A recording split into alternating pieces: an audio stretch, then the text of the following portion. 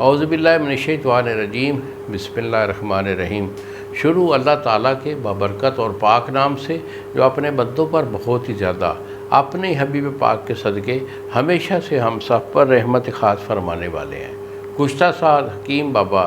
سیف اللہ کی طرف سے میرے تمام دوستوں، میرے تمام اہل اسلام بھائی بہنیں، بیٹیوں، بچوں، بزرگوں کو میری طرف سے، میرے ادارے کی طرف سے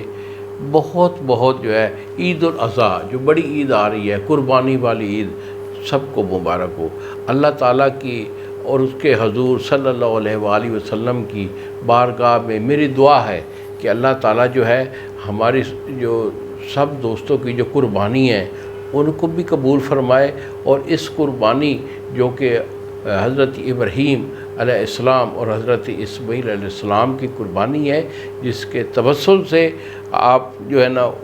کرتے ہیں، اور امت محمدیہ صلی اللہ علیہ وآلہ وسلم پوری کا اتباعی یہ جو ہے نا ایک فیصلہ ہوتا ہے کہ ہر جو ہے نا فرقے کا